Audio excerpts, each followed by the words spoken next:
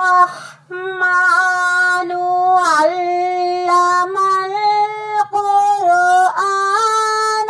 خلق الإنسان علمه البيان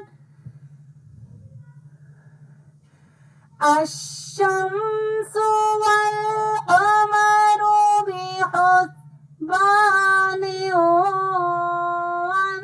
والنجم والشجر يسجدان والسماء رفعها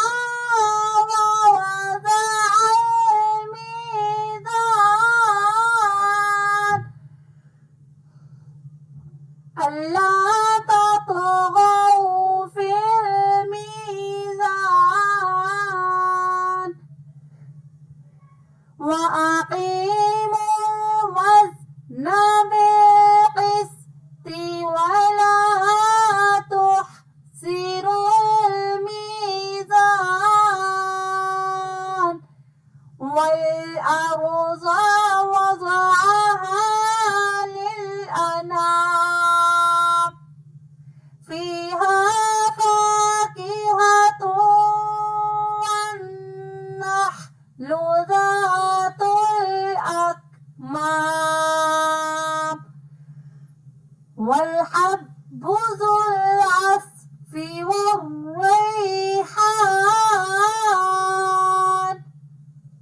فبأي آلاء ربكما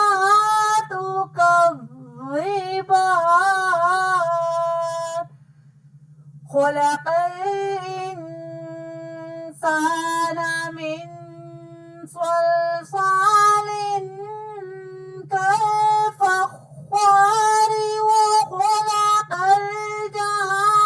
الجن من مارج من نار فبأي آلاء ربكما تكذبان رب المشرقين ورب المغربين فبأي آلاء ربكما تكذبان مرج البحرين يلتقيان بينهما برزخ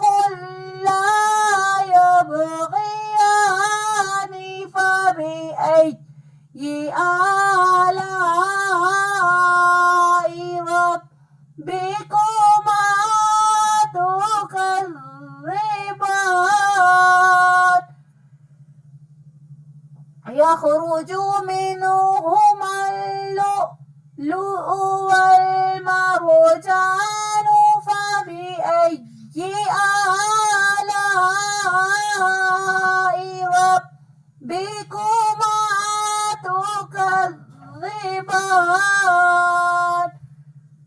وله الجوار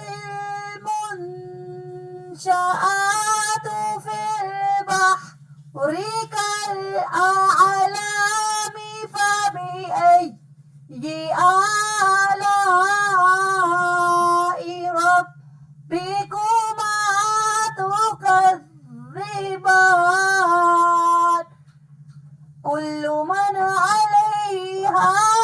فان ويبقى وجه ربك ذو الجلال والإكرام